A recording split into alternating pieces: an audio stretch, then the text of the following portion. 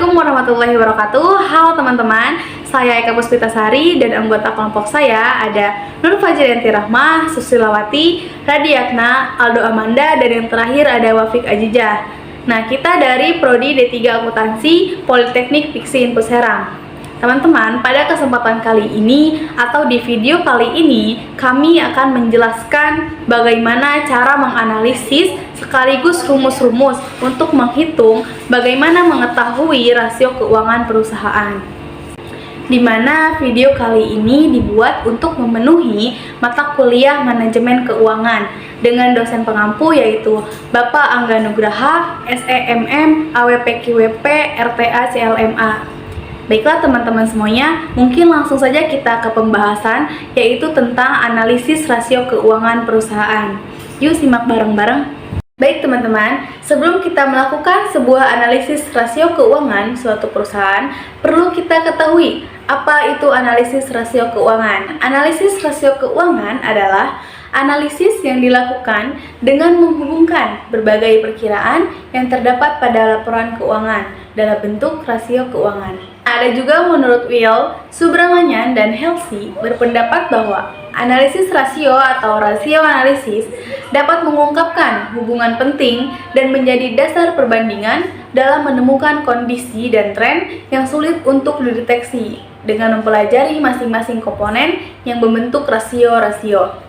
Analisis rasio keuangan adalah analisis yang menghubungkan perkiraan, neraca, dan laporan laba rugi terhadap satu dengan yang lainnya, yang memberikan gambaran tentang sejarah perusahaan serta penilaian terhadap keadaan suatu perusahaan tertentu.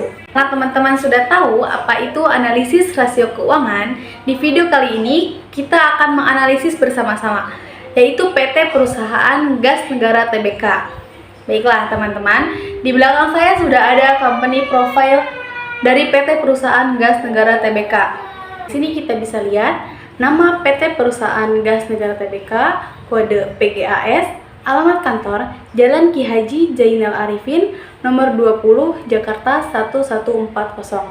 Alamat email investor.relation@pjn.co.id. Nomor telepon 021 633 080.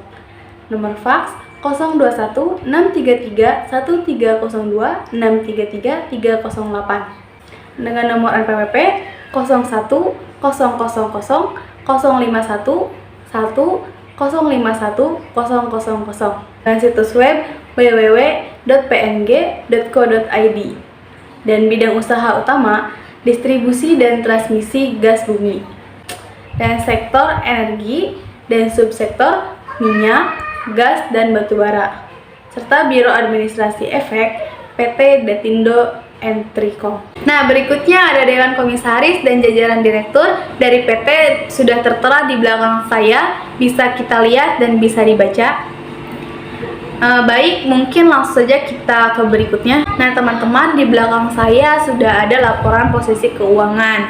Jadi yang pertama yang kita butuhkan ketika ingin menganalisis rasio keuangan suatu perusahaan, kita akan membutuhkan laporan keuangan per tahunnya. Nah, kita di sini sudah mengambil laporan keuangan selama 4 tahun atau 4 periode, yaitu tahun 2018, 2019, 2020, dan yang terakhir 2021. Nah, kenapa kita mengambil 4 tahun?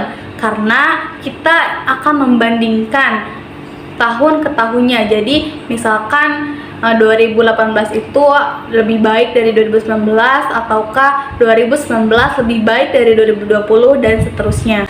Nah, berikutnya di sini ada laporan laba rugi, yang dimana laporan laba rugi ini kita butuhkan untuk menganalisis rasio keuangan sebuah perusahaan, yang dimana laporan laba rugi ini isinya adalah pendapatan dari hasil penjualan dan juga beban-beban, yang nantinya di laporan laba rugi ini kita bisa mengetahui perusahaan ini mengalami laba ataupun rugi nantinya. Berikutnya adalah laporan perubahan modal, yang dimana laporan perubahan modal ini untuk mengetahui posisi modal kita ini seberapa banyaknya dan seberapa besarnya. Nah, itu semua bisa kita ketahui di laporan perubahan modal. Dan yang terakhir ini adalah laporan arus kas, Ini lebih ke bagaimana kita melakukan transaksi untuk apa, pengeluarannya untuk apa, dan pemasukannya itu dari mana. Nah, seperti itu. Ini adalah kumpulan-kumpulan kejadian-kejadian transaksi yang dilakukan oleh sebuah perusahaan.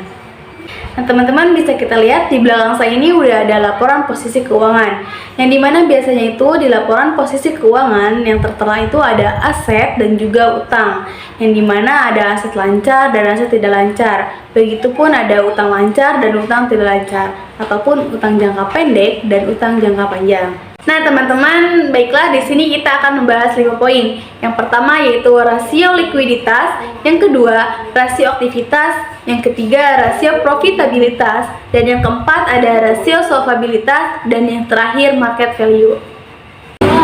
Mari kita mulai dengan rasio likuiditas. Rasio likuiditas adalah sebuah rasio yang mampu menunjukkan kemampuan perusahaan untuk memenuhi kewajiban jangka pendeknya yang segera jatuh tempo. Rasio ini dapat mengukur seberapa likuidnya suatu perusahaan.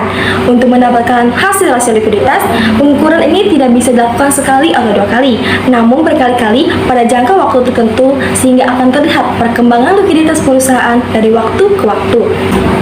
Rasio likuiditas perusahaan dikatakan baik apabila perusahaan memiliki rasio di atas 1,0. Sebaliknya, jika nominal rasio likuiditasnya berada di bawah 1,0, misalnya 0,9, 0,8, dan seterusnya, maka perusahaan tersebut dinyatakan mengalami ilikuiditas atau terkendala dari segi pemenuhan kewajiban. Adapun jenis-jenis rasio likuiditas yaitu pertama, current ratio atau rasio lancar. Current ratio merupakan perbandingan antara aktiva lancar dan kewajiban lancar dan merupakan ukuran yang paling umum digunakan untuk mengetahui kesanggupan suatu perusahaan memenuhi kewajiban jangka pendeknya. Semakin besar perbandingan aktiva lancar dan kewajiban lancar, semakin tinggi kemampuan perusahaan untuk menutupi kewajiban jangka pendeknya. Rasio yang sehat biasanya berkisar antara 1,5 dan 3. Jika rasio kurang dari 1, mengindikasikan adanya masalah likuiditas di perusahaan. Namun, belum tentu hal ini berarti perusahaan menghadapi krisis jika perusahaan bisa mendapatkan keuangan dari bentuk atau sumber lain. Sebaliknya, karena rasio yang terlalu tinggi juga kurang bagus karena menunjukkan banyaknya dana menganggur yang pada akhirnya dapat mengurangi kemampuan laba perusahaan. Adapun rumus perhitungan current ratio adalah aktiva lancar dibagi hutang lancar. Untuk menghitung analisis rasio lancar, mari kita lihat dari laporan keuangan PT Perusahaan Gas Negara. Diketahui, pada tahun 2018, PT Perusahaan Gas Negara mempunyai aktiva lancar sebesar Rp2.473.608.746 dibagi dengan hutang lancar sebesar Rp1.624.365. Hasilnya yaitu 1,54. Pada tahun 2019, perusahaan mempunyai aktiva lancar sebesar Rp2.219.459.991 dibagi hutang lancar sebesar Rp1.123.361.257. Hasilnya 1,97. Pada tahun 2020, perusahaan memiliki aktiva lancar sebesar Rp2.585.786 dibagi dengan hutang lancar sebesar Rp1.183.155.336. Hasilnya 1,69. Pada tahun 2021, perusahaan memiliki aktiva lancar sebesar Rp2.191.174.530 dibagi dengan hutang lancar sebesar Rp880.909.800 dengan hasilnya yaitu 2,48. Setelah perhitungan tadi, kita bisa lihat pada tabel bahwa perusahaan memiliki current ratio yang baik, di mana setiap tahun mengalami kenaikan, dengan kenaikan terbesar terdapat pada tahun 2021 sebesar 2,48. Yang kedua yaitu quick ratio atau rasio cepat. Quick ratio merupakan rasio uji cepat yang menunjukkan kemampuan perusahaan membayar kewajiban jangka pendek dengan aktiva lancar tanpa memperhitungkan persediaan. Hal ini disebabkan persediaan memerlukan waktu relatif lebih lama untuk diluangkan dibandingkan dengan aset lain. Dengan kata lain, quick ratio diukur dari total aktiva lancar kemudian dikurangi dengan persediaan termasuk biaya yang dibayar di muka yang dibandingkan dengan seluruh utang. Rasio ini lebih tajam daripada current ratio karena hanya membandingkan aktiva yang sangat liquid dengan hutang lancar. Jika current ratio tinggi tapi quick ratio rendah, menunjukkan adanya investasi yang sangat besar dalam persediaan. Nilai quick ratio yang baik adalah bernilai 1. Jika nilai yang dihasilkan berada di bawah 1, maka perusahaan dianggap tidak mampu menunaikan atau membayar hutang lancar dalam satu siklus operasional tertentu.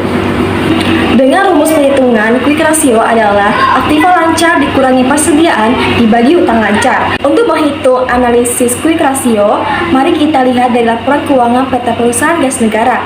Diketahui pada tahun 2018, PT Perusahaan Gas Negara mempunyai aktiva lancar sebesar Rp2.473.608.746 dikurangi persediaan Rp78.508.478 dibagi hutang lancar sebesar Rp1.604.524.365 dengan hasilnya 1,49.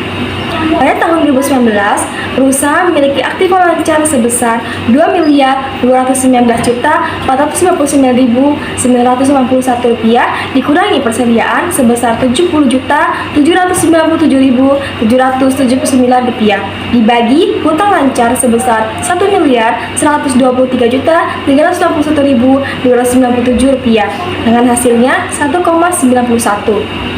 Pada tahun 2020, perusahaan memiliki aktiva lancar sebesar Rp2.585.786 dikurangi persediaan sebesar Rp68.893.975 dibagi hutang lancar sebesar Rp1.185.336 dengan hasilnya 1,63.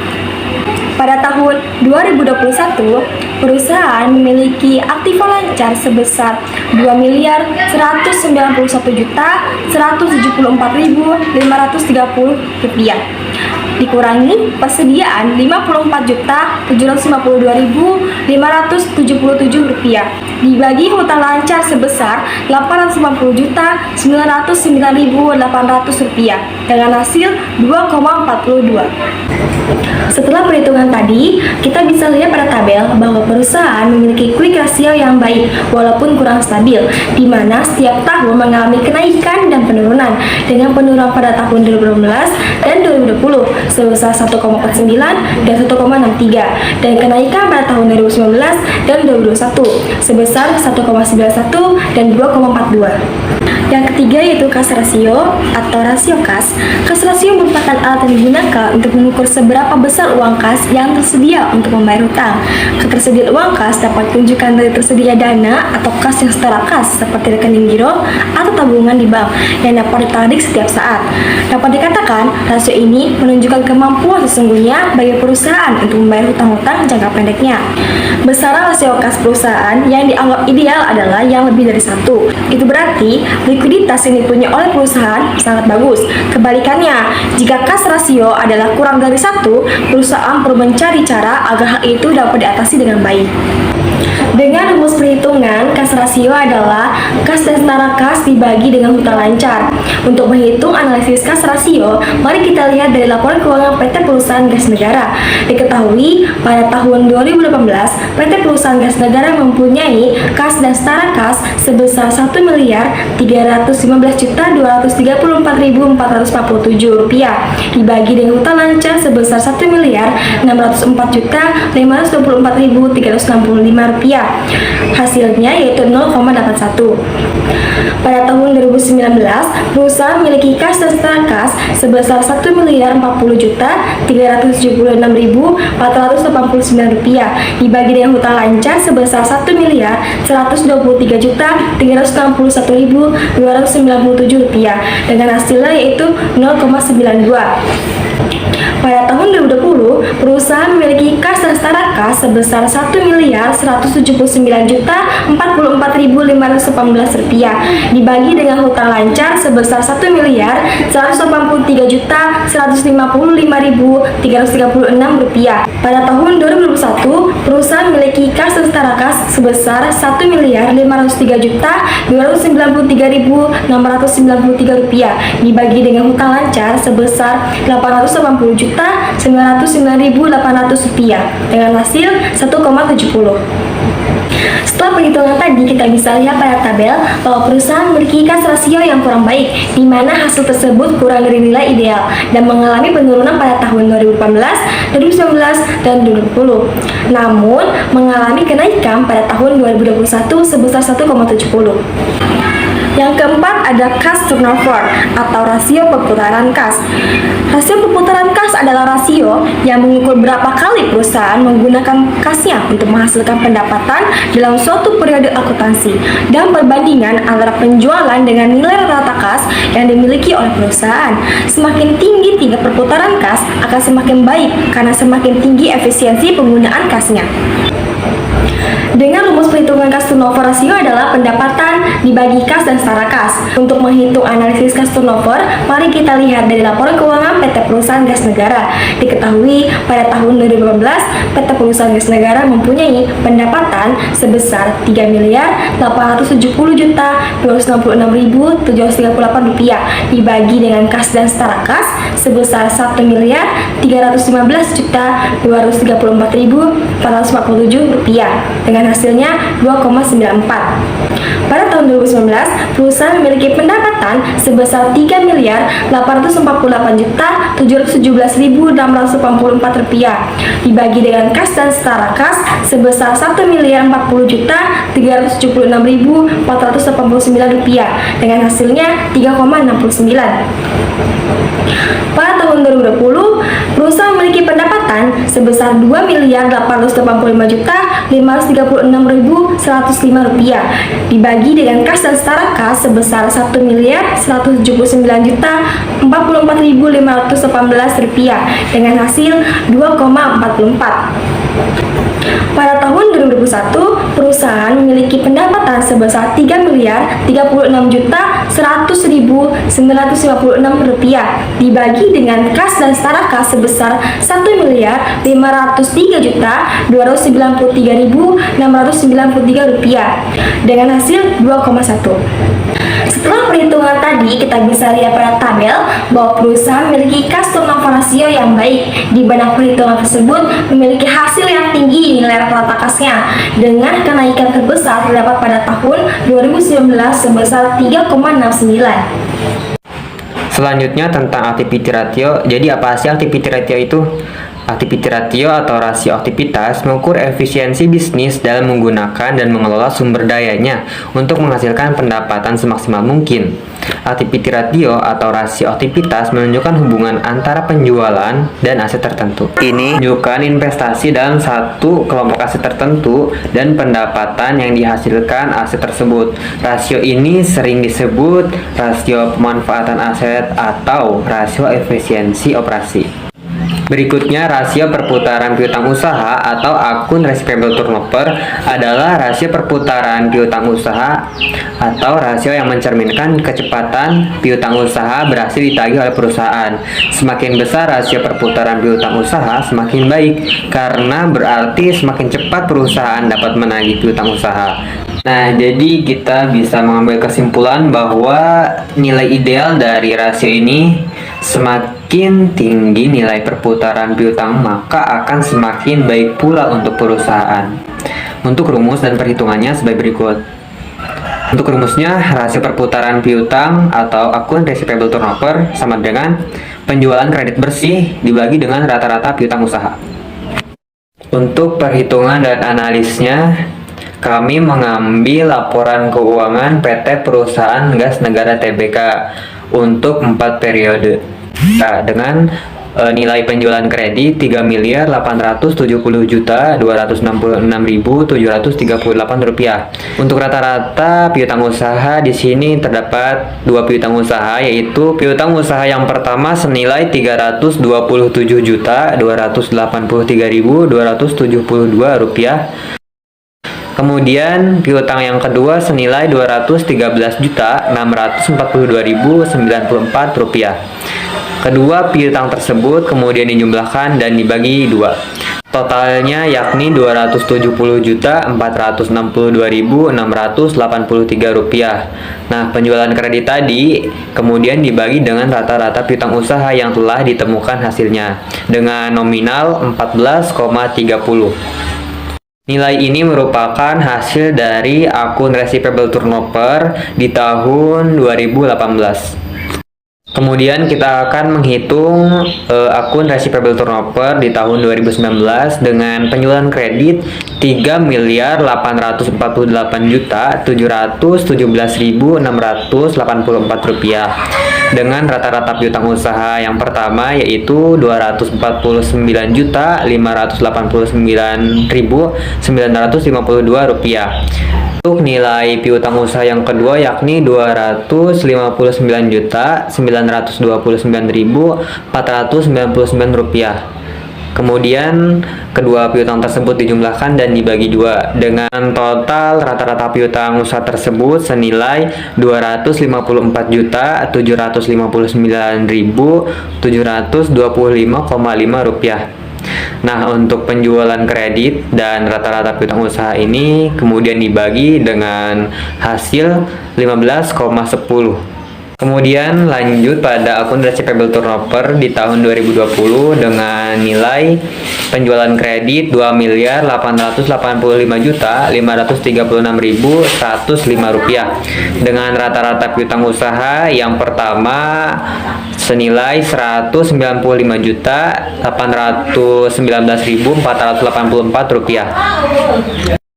Piutang usaha yang kedua senilai Rp276.716.897. Rata-rata tersebut kemudian dijumlahkan dan dibagi dua dengan hasil rata-rata piutang usaha Rp239.298.190,5. Kredit dan rata-rata piutang usaha tersebut kemudian dibagi dengan hasil 12,21.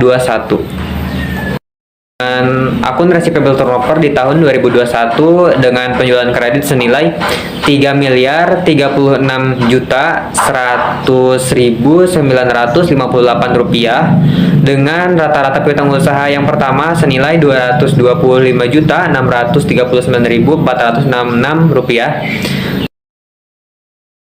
Usaha yang kedua senilai Rp187.619.798. Kemudian dijumlahkan dan dibagi dua dengan hasil rata-rata piutang usaha tersebut Rp206.629.632. Tadi dan rata-rata piutang usaha kemudian dibagi dengan hasil 14,69. Analisis dari laporan keuangan PT Perusahaan Gas Negara Tbk ini dia stabil ya, karena tidak ada penurunan yang drastis. Walaupun ada di tahun 2020 dengan nilai 12,21, tetapi dia mengalami penaikan yang drastis pula di tahun 2021 dengan nilai 14,69. Beralih pada jumlah hari penagihan piutang atau Day Sales in Receivable. Nah, apa sih Day Sales in Receivable ini? Dalam akuntansi, hari penjualan terutang adalah perhitungan yang digunakan oleh perusahaan untuk memperkirakan ukuran piutang yang terutang. Untuk mengukur ukuran ini tidak dalam satuan mata uang, tetapi dalam hari penjualan rata-rata biasanya. Jumlah hari penjualan yang beredar dihitung setiap bulan. Jadi nilai ideal dari rasio ini adalah semakin cepat bisnis dapat menagih piutangnya, semakin cepat pula dapat mengalokasikan pendapatan tersebut ke operasi lain. Ketika pengukuran penjualan hari bisnis rendah, arus kas dan likuiditasnya dapat meningkat sebagai hasilnya. Untuk rumus dan perhitungannya sebagai berikut. Untuk menagih piutang atau Day Sales in Receivable sama dengan piutang dikali jumlah hari dalam setahun kemudian dibagi dengan penjualan kredit setahun. Untuk perhitungan dan analisnya kita masih menggunakan laporan keuangan dari PT Perusahaan Gas Negara Tbk Dengan day sales in receivable di sini di tahun 2018 dengan piutang yang sudah diketahui 270.462.683 rupiah dikali dengan 360 hari. Dengan hasil 97.366.565.880 rupiah. Kemudian dibagi dengan penjualan kredit setahun dengan nominal yang sudah diketahui 3.870.266.738 rupiah. Kemudian piutang yang sudah diketahui nilainya tadi dibagi dengan penjualan kredit setahun dengan nilai 25,15 hari. Kemudian lanjut pada day sales in receivable di tahun 2019 yakni dengan piutang 254.759.725,5 rupiah dikali 360 hari sama dengan 91.713.501.180 rupiah dengan penjualan kredit setahun yakni 3.848.717.684 rupiah. Kemudian piutang yang sudah diketahui nominalnya dibagi dengan penjualan kredit setahun dengan nilai 23,82 hari. Kemudian di tahun 2020 dengan piutang 234.298.190,5 rupiah dikali dengan 360 hari sama dengan 85.067.348.580 rupiah. Kemudian penjualan kredit dengan nilai 2.885.536.105 rupiah. Nah, jadi piutang dan penjualan kredit setahun tersebut dibagi dengan hasil 29,48 hari. Lanjut pada tahun 2021 dengan piutang senilai 260.629.632 rupiah dikali dengan 360 hari sama dengan 74.386.667.520 rupiah. Untuk penjualan kredit setahun di sini 3.036.100.956 rupiah. Nah, jadi piutang dan penjualan setahun ini kemudian dibagi dengan hasil 24,50 hari. Untuk analisisnya pada day sales in receivable ini PT Perusahaan Gas Negara Tbk ini mengalami penurunan ya pada tahun 2019 dengan nilai 23,82, kemudian di tahun 2021 dengan 24,50. Kemudian lanjut pada bagian perputaran persediaan atau inventory turnover. Inventory turnover atau biasa disebut stock turn ini memiliki arti sebagai perputaran persediaan. Perputaran yang dimaksud adalah seberapa cepat atau sering persediaan dapat dijual dan tersedia kembali untuk dijual dalam satu periode jual.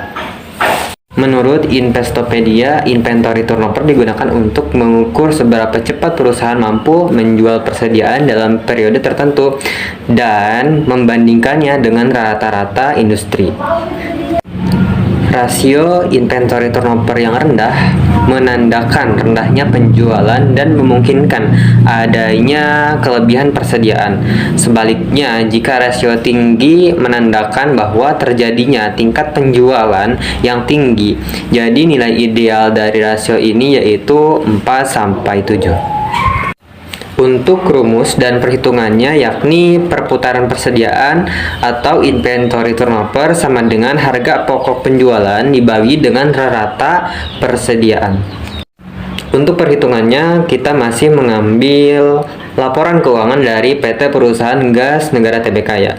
Untuk harga pokok penjualannya di sini senilai 2.550.766.539 rupiah. Untuk nilai rata persediaan, kita harus mencarinya terlebih dahulu dengan cara menjumlahkan rata persediaan di tahun 2018 dengan rata persediaan di tahun 2019. Kemudian dibagi dengan 2. Untuk nilai rata persediaan di tahun 2018 senilai Rp78.508.478 ditambah dengan rata persediaan di tahun 2019 yakni dengan nilai Rp70.797.779 dibagi 2 dengan hasil Rp74.653.128,5. Nah, kemudian harga pokok penjualan tadi dibagi dengan rata persediaan yang telah diketahui nominalnya dengan hasil 34,30. Ini merupakan hasil dari inventory turnover di tahun 2018. Kemudian lanjut pada inventory turnover di tahun 2019, caranya masih sama seperti tadi. Untuk harga pokok penjualnya sendiri di sini senilai Rp2.348.716.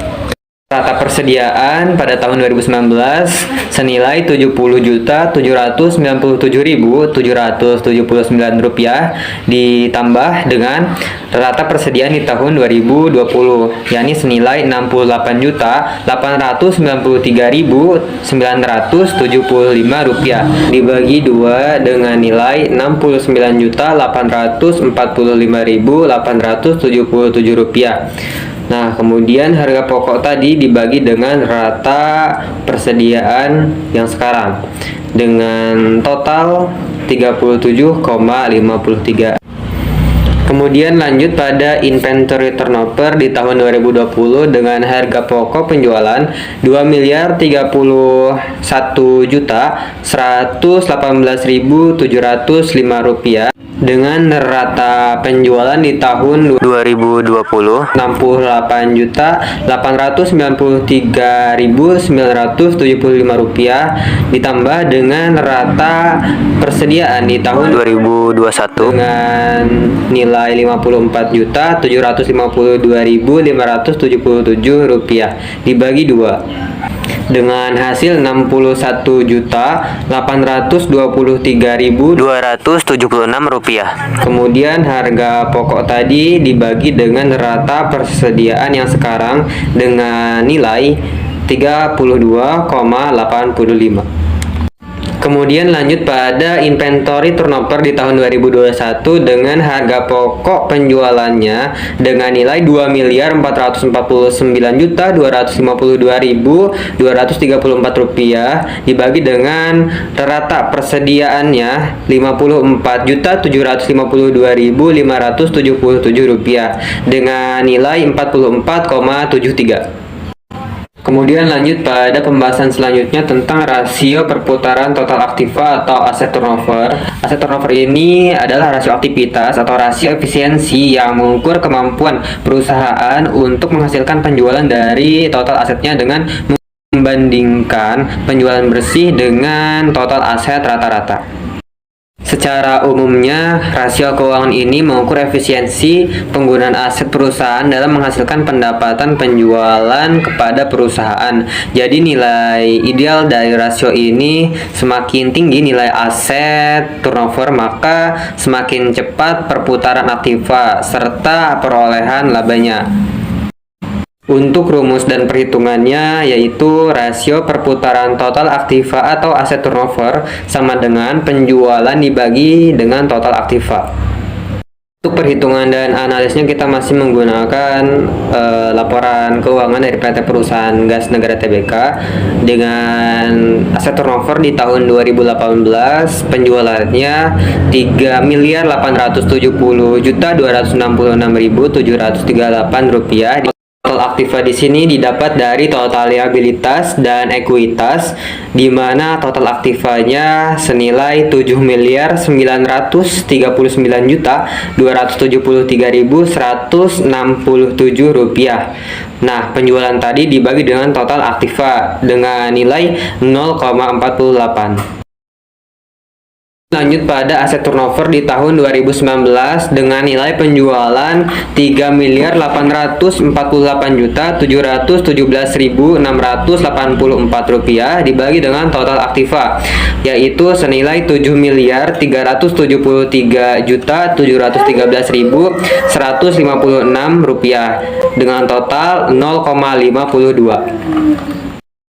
Tahun 2020 nilai penjualannya yakni 2.885.536.105 rupiah dibagi dengan total aktiva senilai 7.539.395 rupiah dengan total 0,38. Kemudian dilanjut pada tahun 2021 dengan nilai penjualan 3.036.100.956 rupiah dibagi dengan total aktiva dengan nilai 7.510.948.902 rupiah dengan hasil 0,40. Turnover ini perusahaan mengalami kenaikan walaupun tidak secara drastis dan mengalami penurunan lagi di tahun 2020 dengan nilai 0,38, tetapi naik kembali di tahun 2021 dengan nilai 0,40. Tentang aset tidak lancar atau non-current asset turnover adalah rasio perputaran aset mengukur nilai penjualan atau pendapatan perusahaan relatif terhadap nilai asetnya. Rasio perputaran aset dapat digunakan sebagai indikator efisiensi perusahaan dalam menggunakan asetnya untuk menghasilkan pendapatan. Idealnya semakin tinggi rasio perputaran aset, semakin efisiensi perusahaan dalam menghasilkan pendapatan dari asetnya.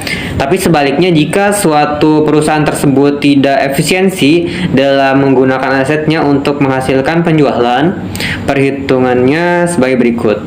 Aset tidak lancar atau non-current asset turnover sama dengan penjualan bersih dibagi dengan aset tidak lancar.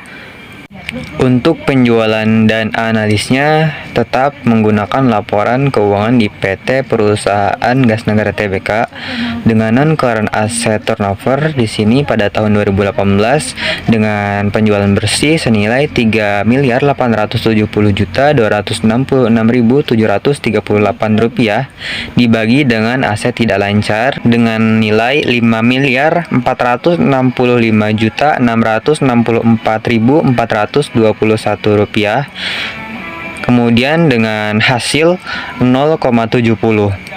Kemudian pada tahun 2019 penjualan bersih senilai 3.488.717.684 rupiah dibagi dengan aset tidak lancar senilai 5.154.253.175 rupiah dengan hasil 0,74. Kemudian di tahun 2020 penjualan bersih senilai 2.885.538.105 rupiah dibagi dengan aset tidak lancar senilai 5.528.200.609 rupiah dengan hasil 0,52.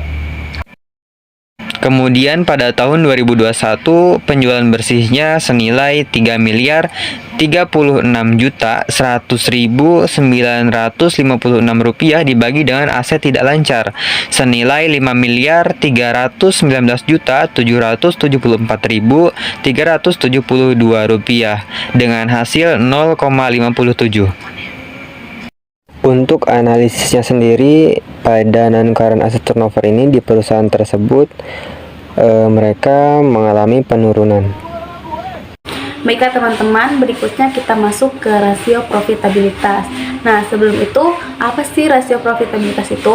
Nah, rasio profitabilitas adalah rasio atau perbandingan untuk mengetahui kemampuan perusahaan untuk mendapatkan laba dari pendapatan terkait penjualan, aset, dan ekuitas berdasarkan dasar pengukuran tertentu.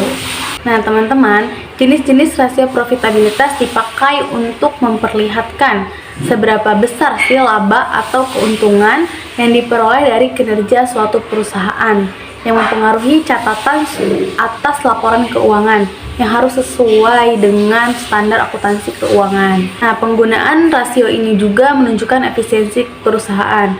Adapun tujuannya adalah untuk menilai jumlah laba investasi yang akan diperoleh oleh investor.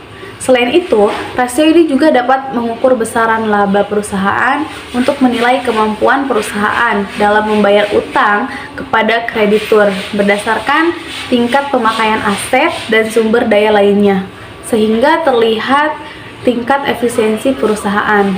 Nah, perlu teman-teman ketahui, jika semakin tinggi nilai rasio, maka nilai kondisi perusahaan itu semakin baik berdasarkan rasio profitabilitas.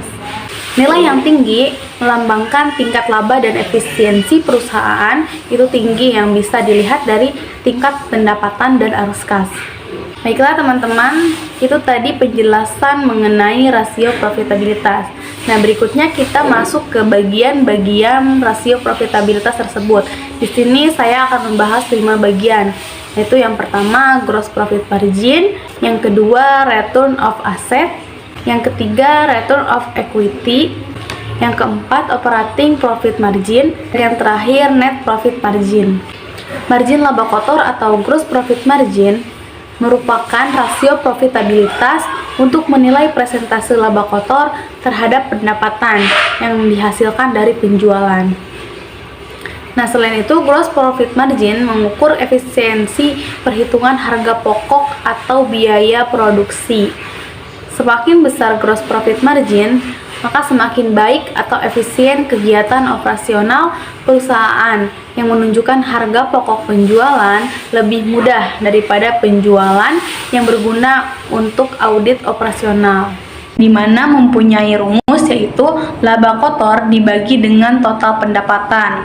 Bisa kita lihat pada PT Perusahaan Gas Negara Tbk ini pada tahun 2018 mempunyai laba kotor sebesar 3.266.768 rupiah dibagi dengan total pendapatan sebesar 2.560.766.539 rupiah dan menghasilkan nilai GPM yaitu sebesar 1,51. Nah, pada tahun berikutnya yaitu tahun 2019 bisa kita lihat PT Perusahaan Gas Negara Tbk ini mempunyai hasil GPM yaitu sebesar 0,46. Pada tahun berikutnya yaitu tahun 2020 menghasilkan nilai GPM sebesar 0,19 atau 19%. Dan yang terakhir pada tahun 2021 mempunyai atau menghasilkan nilai GPM sebesar 0,23 atau 23%. Nah, bisa kita lihat bahwa nilai tahun ke tahunnya tidak melebihi dari 0,75 atau 75%, maka perusahaan tersebut dapat dikatakan belum mampu menjalankan produksinya secara efisien karena HPP-nya relatif lebih rendah. Nah, berikutnya itu ada ROA atau Return of Asset yang merupakan indikator untuk menunjukkan seberapa untuk sebuah perusahaan dibandingkan dengan total asetnya. Adapun rumus ROA akan memberi gambar bagi manajer, investor, atau analis mengenai seberapa efisien manajemen perusahaan dalam menggunakan aset untuk menghasilkan pendapatan. Semakin tinggi persentase yang dihasilkan dari perhitungan ROA, maka itu artinya kian efisien pula penggunaan aset dari perusahaan yang bersangkutan tersebut.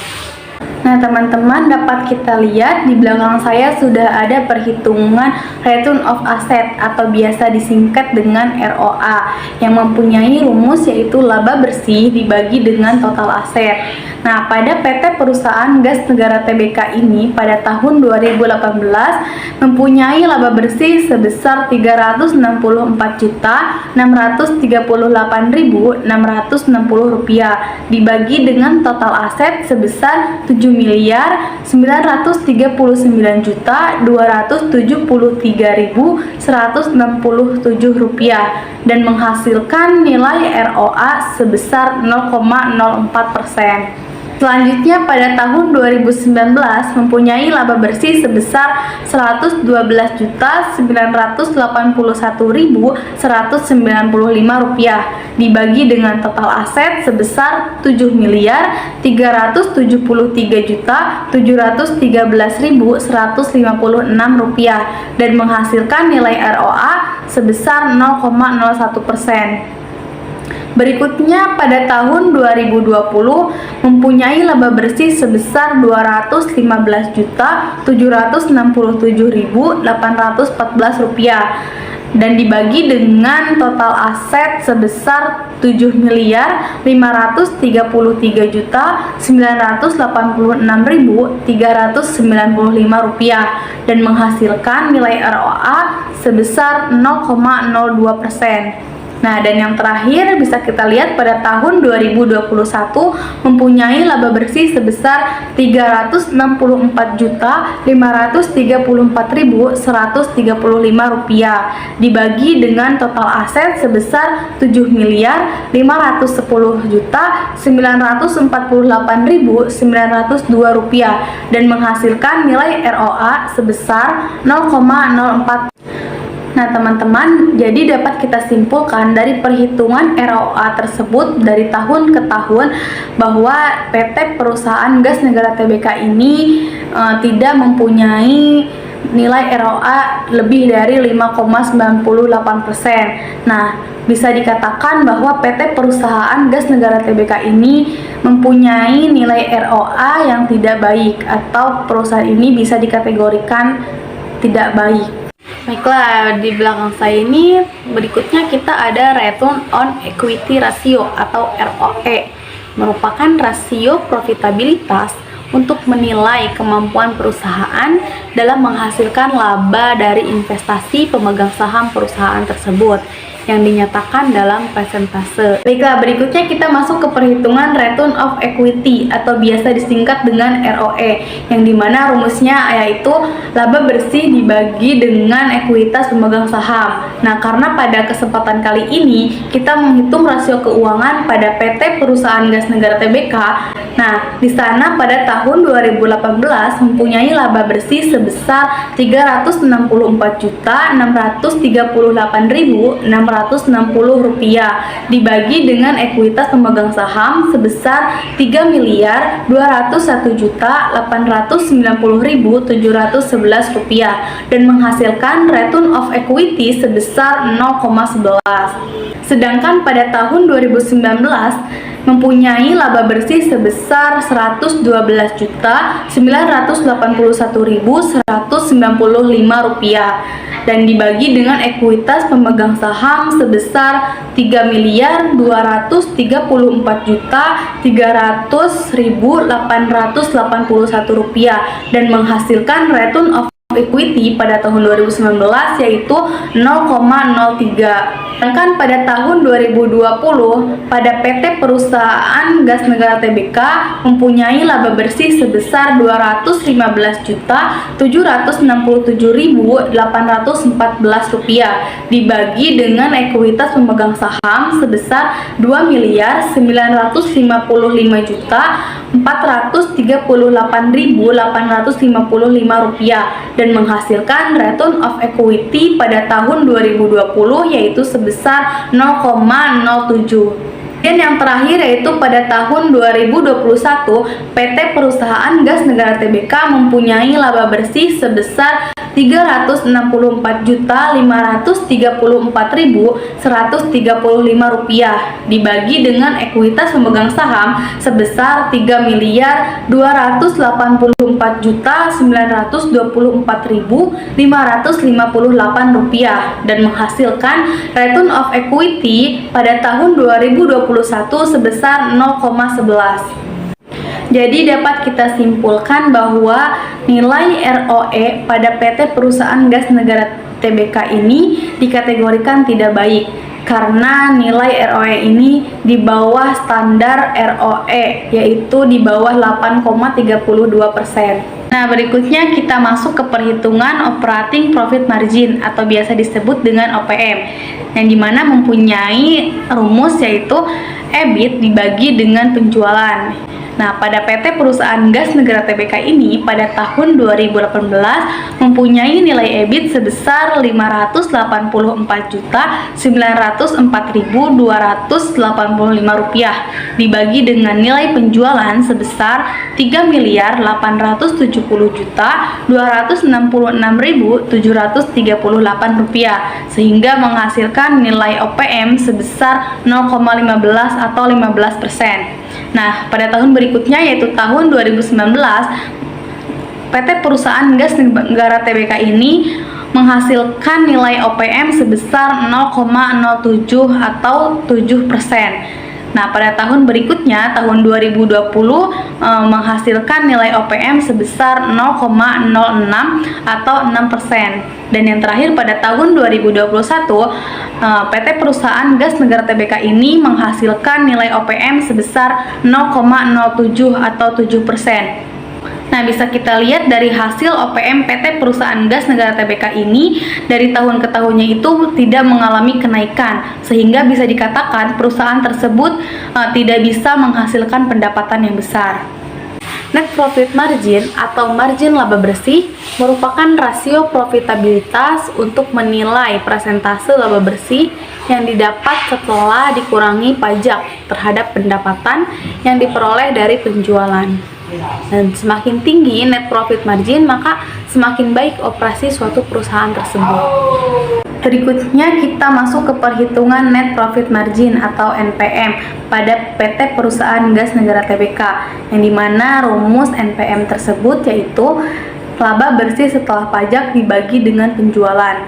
Nah, bisa kita lihat pada PT Perusahaan Gas Negara Tbk ini tahun 2018 mempunyai laba bersih setelah pajak sebesar Rp364.638.660 dan dibagi dengan penjualan sebesar Rp3.870.266.738 sehingga menghasilkan nilai NPM sebesar 0,09 atau 9%. Nah, bisa kita lihat pada tahun 2019, PT Perusahaan Gas Negara Tbk ini mempunyai laba bersih setelah pajak sebesar Rp112.981.195 dibagi dengan penjualan sebesar Rp3.848.717.684 sehingga menghasilkan nilai NPM sebesar 0,02 atau 2%. Nah, bisa kita lihat berikutnya tahun 2020 nilai NPM pada PT Perusahaan Gas Negara Tbk ini sebesar 0,07 atau 7%. Dan yang terakhir pada tahun 2021 PT Perusahaan Gas Negara Tbk ini menghasilkan nilai NPM sebesar 0,12 atau 12%. Nah, setelah melihat nilai NPM pada PT Perusahaan Gas Negara Tbk ini dapat disimpulkan bahwa perusahaan ini dikatakan baik karena nilai NPM-nya itu melebihi 0,05 atau 5%. Tetapi PT ini mengalami tidak baik pada tahun 2019 yang dimana nilainya itu 0,02% dan mengalami kenaikan lagi pada tahun 2021 sebesar 0,12%. Nah, jadi karena pada tahun 2021 nilai NPM pada PT tersebut sebesar 12%, maka bisa dikatakan itu memenuhi kategori nilai NPM karena semakin tinggi dan bisa dikatakan bahwa semakin efisien dalam menentukan nilai HPP. Rasio solvabilitas merupakan suatu rasio yang berfungsi menilai kemampuan perusahaan dalam melunasi semua kewajibannya, baik dalam jangka pendek maupun dalam jangka panjang, dengan jaminan aktiva atau kekayaan yang dimiliki perusahaan.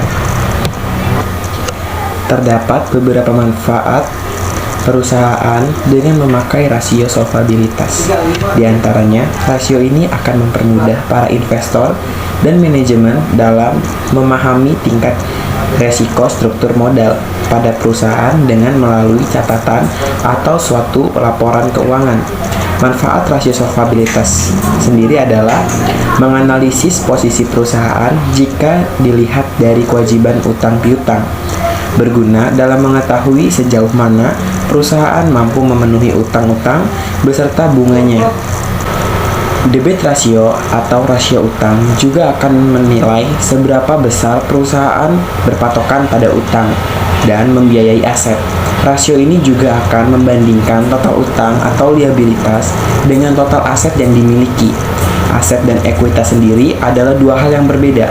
Jadi kita harus mengetahui terlebih dahulu tentang aset dan ekuitas. Maka aset perusahaan sebagai sumber dan daya yang diperoleh dari kegiatan lain atau transaksi di masa lalu sehingga menjadi milik perusahaan. Sementara ekuitas sebagai hak residu atas aset perusahaan setelah mendapatkan pengurangan seluruh liabilitas yang sesuai dengan hakikat akuntansinya. Nah, di sini saya akan menjelaskan tentang perhitungannya.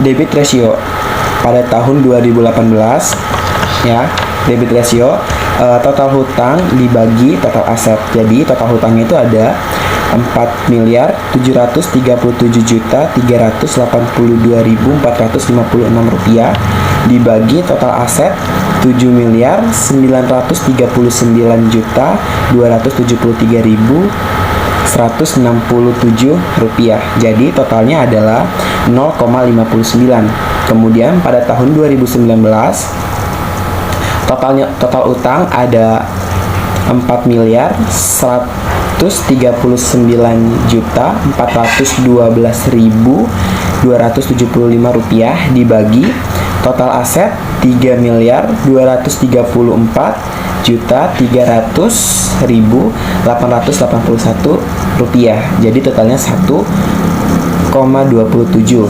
Kemudian pada tahun 2020 total hutangnya itu mencapai 4.548.547.540 rupiah dibagi total aset 2.986.395 rupiah. Kemudian totalnya 0,60. Kemudian pada tahun 2021 total hutang mencapai 4.226.024.344 rupiah dibagi 7.550.948.902 rupiah. Jadi totalnya adalah 0,59. Nah, teman-teman di sini dapat mengetahui bahwa dari tahun 2018 sampai 2021 itu ada dari 2018 sampai 2019 itu ada penaikan. Kemudian di tahun 2020 ada penurunan sampai 2021 juga kemudian ada penurunan. Yang selanjutnya ada equity multiplier, yaitu suatu rasio yang membandingkan antara total aset dan memiliki dengan jumlah ekuitas yang dimiliki pemilik usaha bisnis. Rasio ini dapat mengukur tingkat ekuitas yang digunakan sebagai sumber pembiayaan. Nah, jadi rumusnya adalah rata-rata aset dibagi ekuitas. Nah, pada tahun 2018 rata-rata aset ada 317.570.927 rupiah dibagi ekuitas 355.765.175 rupiah. Kemudian totalnya ada 0,89. Nah, kemudian pada tahun 2019 rata-rata asetnya ada 359.766.765 rupiah, itu dibagi ekuitas 7.313.713.156 rupiah. Jadi totalnya adalah 0,04. Nah, pada tahun 2020 rata-rata asetnya mencapai 313.916.099 rupiah. Kemudian dibagi ekuitas 2.935.438.855 rupiah. Kemudian totalnya ada 0,20. Nah, pada tahun 2021 rata-rata aset mencapai 300.437.956 rupiah. Kemudian ekuitasnya mencapai 4.224.024.344 rupiah. Jadi totalnya ada 0,07. Nah, pada tahun 2018 sampai 2021 apakah ada penurunan? Ya, ada penurunan. Pada 2018 ke 2019 itu ada penurunan, kemudian meningkat di 2010 dan penurunan kembali di 2021. Nah, kemudian ada debit to equity ratio. Pada rasio ini akan memaparkan porsi relatif antara utang dan ekuitas yang kemudian digunakan dalam membiayai aset perusahaan. Debit to equity ratio atau debit to equity ratio atau DER ini juga akan membandingkan total aset, equity, dan liabilitas. Nah, saya akan menjelaskan sedikit tentang contoh perhitungan dari debit to equity ratio. Pada tahun 2019 itu ada total utang dibagi ekuitas. Total utangnya ada 4.337.382.456 rupiah dibagi 350.756.675 rupiah. Jadi totalnya ada 13,31. Kemudian pada tahun 2019 total utangnya mencapai 4.119.412.275 rupiah dibagi ekuitas mencapai 7.313.156 rupiah. Jadi totalnya ada 0,56. Pada tahun 2020 total hutang mencapai 4.578.547.540 rupiah. Kemudian dibagi dengan ekuitas 2.955.438.855 rupiah. Totalnya ada 1,54. Kemudian pada tahun 2021 itu total utang mencapai 4.226.024.344 rupiah dibagi ekuitas 224.244 rupiah. Jadi totalnya adalah 18,69. Nah, dari tahun 2018 dan 2021 apakah ada peningkatan? Jadi dari pada tahun 2018 sampai 2019 itu ada penurunan yang cukup besar, kemudian tetap menurun hingga pada saat 2021 itu terdapat kenaikan. Selanjutnya adalah interest coverage. Time interest ratio. Rasio ini juga disebut sebagai interest coverage ratio yang kemudian akan mengukur kemampuan perusahaan dalam melunasi berbagai beban bunga hutang di masa yang akan datang. Rasio ini juga dapat membandingkan antara bunga terhadap biaya bunga sesuai dengan prinsip akuntansi dan laba sebelum pajak. Rumusnya adalah pendapatan dibagi beban utang. Pada tahun 2018, pendapatan mencapai Rp12.534.435 dibagi beban utang Rp4.737.382.456. Kemudian hasilnya adalah 0,002. Pada tahun 2019, pendapatan mencapai Rp7.313.156. Beban utangnya Rp4.412.275. Totalnya ada 101,78. Nah, pada tahun 2020 pendapatan mencapai Rp7.536.395 dibagi beban utangnya ada Rp4.547.540. Kemudian hasilnya ada 1,64. Nah, pada tahun 2021 pendapatan mencapai Rp7.510.948.902.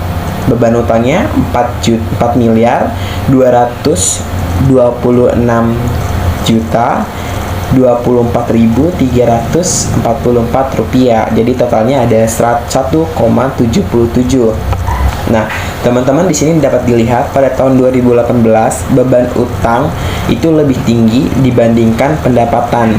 Nah, pada tahun 2019 pendapatan lebih tinggi dibanding beban utang. Begitupun seterusnya. Baik, market value sangat mudah diketahui oleh siapa saja. Kita dapat melihat market value dari harga saham saat ini yang tampil pada platform trading saham.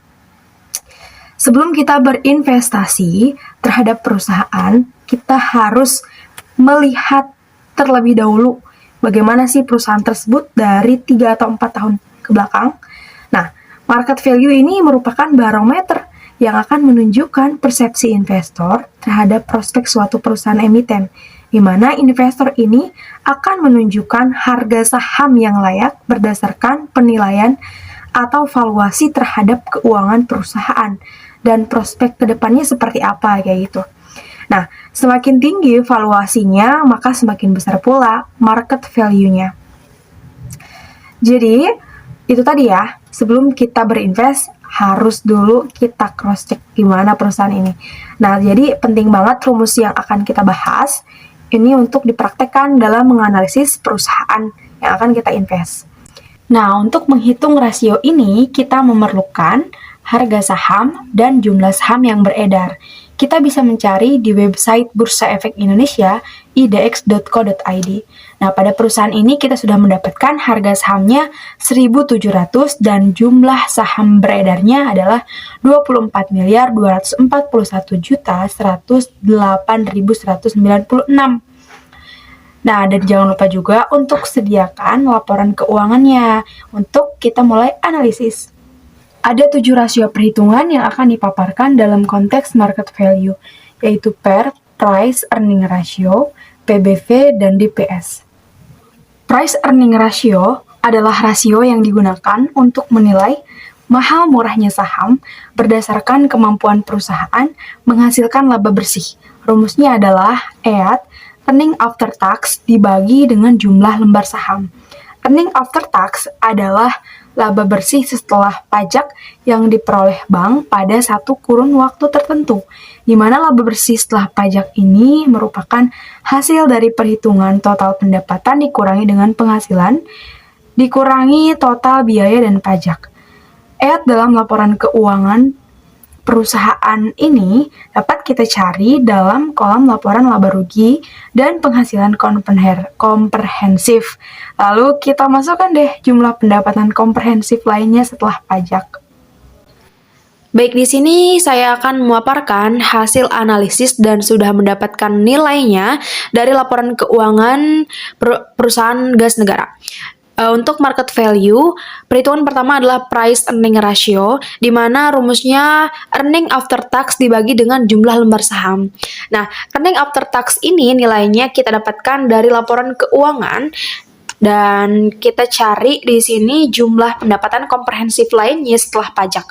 Lalu untuk jumlah lembar sahamnya kita dapatkan di idx.co.id, yang mana jumlah lembar sahamnya ini kita bagi sebelumnya ya dengan harga sahamnya. Kemudian kita dapati pada tahun 2018 bahwa jumlah per lembar sahamnya adalah Rp115.121. Maka kita dapati 0,01. Dan begitupun juga 2019, 2020, dan 2021 itu dibagi. Dan kita dapati bahwa tahun 2018 itu 0,01, 2019 0,02, 2020 0,09, 2021 0,03. Maka pada tahun 2018 dengan 2019 perbandingannya mengalami penaikan. Kemudian 2019 dengan 2020 mengalami penaikan yang cukup tinggi, lalu mengalami penurunan pada tahun 2021 yang cukup signifikan pula. Nah, PBV atau Price to Book Value adalah rasio yang digunakan untuk menilai apakah harga sebuah saham dari suatu perusahaan ini termasuk murah ataukah mahal. Nah, perbandingan rasio ini diperoleh dari nilai book value dari perusahaan tersebut. Sementara book value sendiri adalah modal yang dikuasai oleh perusahaan. Nah, untuk yang berikutnya adalah price to book value dengan rumusnya harga saham dibagi dengan nilai buku saham. Dan di sini sudah kita dapatkan nilai daripada price to book value dari tahun 2018 sampai 2021. Yuk coba kita lihat. Nah, pada tahun 2018 dengan 2019 kita bandingkan, dia mengalami penaikan. Nah, di sini 2,14 pada tahun 2018 dan 2,30 pada tahun 2019.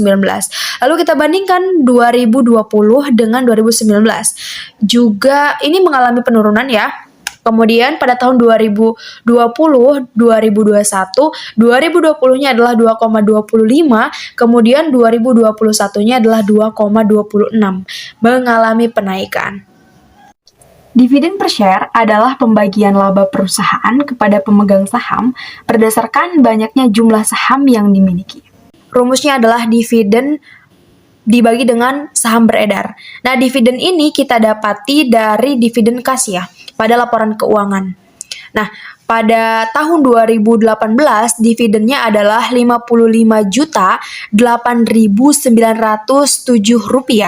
Kemudian saham beredarnya adalah Rp24.508.196. Dan didapati hasilnya adalah 0,002. Lalu 2019 dividen per saham beredarnya adalah untuk dividen Rp97.372.678. Lalu saham beredarnya adalah Rp24.208.196. Maka didapati 0,004. Lalu pada tahun 2020 dividen per saham beredarnya pada dividennya Rp23.507.565. Lalu saham beredarnya adalah Rp24.208.196. Maka kita dapati hasilnya adalah 1. Lalu 2021 ini sama dengan tahun 2020, maka hasilnya adalah 1. Nah, dapat kita lihat dari tahun ke tahunnya bahwa pada tahun 2018 dengan 2014 mengalami kenaikan, lalu 2019 ke 2020 juga mengalami kenaikan, dan 2020-2021 mengalami nilai yang sama. Pada market value ada beberapa poin penting. Yang pertama yaitu earning per share atau sering dikenal dengan EPS, adalah laba perusahaan yang dibagi per lembar saham. Semakin meningkat EPS dari tahun ke tahun, maka perusahaan tersebut dikatakan baik. Karena laba perusahaan meningkat, perusahaan tersebut bisa disebut dengan berkembang. Untuk mendapatkan nilai earning per share, kita bisa menggunakan rumus laba bersih dikurangi dividen preferred dibagi dengan jumlah saham yang beredar pada akhir periode. Jika nilai earning per share tersebut di bawah 0,0, bisa kita kalikan dengan angka 100. Pada perusahaan yang kita analisis kali ini, earning per share yang kita dapatkan dari tahun 2018 hingga tahun 2021 itu mengalami penurunan. Di tahun 2018 memiliki nilai 1,27, di tahun 2019 itu 0,01, di tahun 2020 0,61, dan di tahun 2021 yaitu 0,11. Bisa disimpulkan sebagai nilai ideal dari perusahaan tersebut. Di nilai earning per share ini, perusahaan tersebut masih dikatakan belum baik. Selanjutnya itu book value per share, atau bisa dikatakan dengan BVPS atau BVS. Dalam investasi, nilai buku per lembar saham atau BVPS merupakan rasio membandingkan jumlah saham beredar dengan ekuitas pemegang saham. Jadi, melalui BVPS, Anda dapat mengetahui seberapa besar uang yang Anda terima oleh pemegang saham jika perusahaan tersebut dibubarkan. Nilai per lembar saham juga didefinisikan sebagai jumlah penghasilan yang diterima pemegang saham jika aset perusahaan dijual. Aset tersebut dijual sebesar nilai bukunya. Fungsi utama BVPS atau book value per share adalah membandingkan nilai pasar per saham perusahaan. Apabila pasar per saham lebih kecil daripada book value per share, perusahaan berarti sahamnya murah atau disebut dengan undervalued. Sebaliknya, jika nilai pasar per saham lebih besar, maka harga dikategorikan mahal atau overvalued. Untuk mendapatkan nilai book value per share, kita bisa menggunakan rumus aset dikurangi hutang dibagi dengan total saham beredar. Pada perusahaan ini, kita mendapatkan angka yang tidak naik ataupun tidak konsisten turun. Jadi, di tahun 2018 ke tahun 2019 angkanya konsisten di 0,13, dan di tahun 2020 ke tahun 2021 cenderung mengalami kenaikan, namun dari 2019 ke 2020 itu mengalami penurunan. Jika dilihat dari nilai book value per share, perusahaan tersebut masih dikatakan belum baik karena nilai yang didapatkan atau book value per share yang didapatkan itu cenderung turun. Market value per share. Market value per share adalah nilai yang dihitung dengan mempertimbangkan market value perusahaan dibagi dengan jumlah saham beredar. Pada market value per share ini, nilainya tidak jauh beda dengan book value per share yang tadi, yaitu di tahun 2018 mendapatkan nilai 0,13, di tahun 2019 mendapatkan nilainya 0,13, dan di tahun 2020 mendapatkan nilai 0,12, dan di tahun 2021 0,13. Kesimpulannya hampir sama dengan yang book value per share, tidak konsisten naik dan tidak selalu turun. Dan yang terakhir yaitu dividend payout ratio, adalah rasio jumlah total dividen yang dibayarkan kepada pemegang saham terhadap laba bersih perusahaan. Biasanya dinyatakan dalam persentase. Beberapa perusahaan membayar dividen bagi seluruh laba bersih mereka kepada pemegang saham. Namun ada juga yang hanya membayarkan sebagian dari laba perusahaannya. Jika suatu perusahaan membayar sebagian dari laba untuk dividen, maka sisanya disebut dengan laba ditahan. Laba ditahan ini biasanya digunakan perusahaan untuk melunasi hutang maupun investasi kembali, hingga disebut rasio pembayaran saja. Untuk mendapatkan nilai dividen payout ratio ini, ada 3 cara untuk menghitung dividen payout ratio.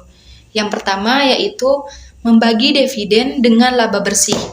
Cara menghitung dividen payout ratio yang pertama adalah menggunakan rumus nilai pembayaran dividen dibagi jumlah laba bersih perusahaan dalam 1 tahun. Yang kedua yaitu menggunakan rasio retensi. Dividen payout ratio juga bisa dihitung dengan menggunakan rasio retensi. Rasio retensi atau retention ratio adalah rasio yang menunjukkan persentase saldo laba ditahan dibanding laba bersih perusahaan. Saldo laba ditahan dalam laporan keuangan IDX dapat ditemukan pada bagian laporan perubahan ekuitas, ditunjukkan pada bagian saldo laba yang belum ditentukan penggunanya. Untuk mendapatkan nilai dari cara yang kedua ini yaitu rasio retensi sama dengan saldo laba atau laba ditahan dibagi dengan laba bersih. Cara yang ketiga yaitu dengan menggunakan dividen per share dan earning per share. Cara lain menghitung dividen payout ratio adalah menggunakan dividen per share dibagi dengan earning per share. Dividen per share adalah dividen per lembar saham, sedangkan earning per share adalah laba per saham.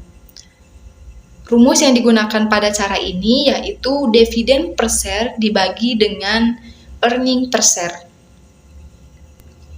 Dan dalam analisis kali ini, untuk mendapatkan nilai dividen payout ratio, kita akan menggunakan rumus yang ketiga, yaitu dividen per share dibagi dengan earning per share. Dan nilai yang didapatkan pada tahun 2018 yaitu 0,15, dan di tahun 2019 6,21, di tahun 2020 1,63 atau 163,5, dan di tahun 2021 yaitu 856,09. Jadi dapat disimpulkan dividen payout ratio dari tahun 2018 ke tahun 2021 itu mengalami penaikan yang cukup signifikan. Chart atau grafik adalah istilah yang digunakan dalam analisa teknikal, yaitu untuk melihat pergerakan suatu harga saham. Analis teknikal biasanya akan menggunakan periode waktu yang akan disesuaikan dengan target dari nilai harga serta rencana transaksi atau trading plan masing-masing analis. Periode waktu yang dapat dilihat yaitu periode waktu per menit, harian, mingguan, bulanan, bahkan tahunan. Jenis-jenis chart ada namanya line chart, merupakan grafik riwayat dari nilai harga suatu saham yang hanya terbentuk dari nilai harga penutupan suatu saham dalam periode waktu tertentu pada sebuah pergerakan di bursa saham atau market. Pada line chart ini tidak ditemukan data-data nilai harga pembukaan, nilai harga tertinggi, dan nilai harga terendah dari suatu gerakan saham. Yang kedua adalah bar chart, merupakan grafik riwayat data dari nilai harga suatu saham yang hanya terbentuk dari garis-garis pergerakan nilai harga pembukuan, nilai harga tertinggi, nilai harga terendah, dan juga nilai harga penutupan dari gerakan suatu saham dalam periode waktu tertentu pada sebuah pergerakan di bursa saham atau market. Kemudian yang ketiga, ada namanya candlestick chart, di mana ini merupakan grafik riwayat data dari nilai harga suatu saham yang terbentuk dari nilai harga pembukaan, nilai harga tertinggi, nilai harga terendah, dan nilai harga penutupan dari gerakan suatu saham dalam periode waktu tertentu pada sebuah pergerakannya di bursa saham atau market. Bedanya dengan bar chart yaitu terletak pada bentuknya yang secara visual lebih mudah dibaca gitu dan diartikan tentunya ya, serta sangat mudah juga untuk membedakan kenaikan maupun penurunan harga suatu gerakan saham berdasarkan warnanya. Di belakang saya sudah ada grafik dari saham perusahaan gas negara. Di sini menggambarkan kenaikan dan penurunan. Jika grafik ini mengalami kenaikan, maka perusahaan itu bagus untuk diinvestasikan.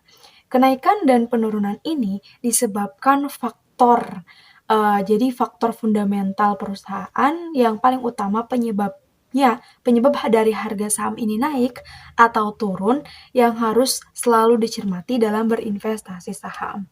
Jadi ada faktor eksternal namanya, di mana kondisi fundamental ekonomi makro, kemudian ada fluktuasi kurs, lalu rupiah terhadap mata uang asing, kemudian kebijakan pemerintah, faktor panik, kemudian faktor manipulasi pasar. Baik, mungkin itu saja pembahasan dari kami mengenai cara menganalisis laporan rasio keuangan pada suatu perusahaan. Terima kasih dan sampai jumpa.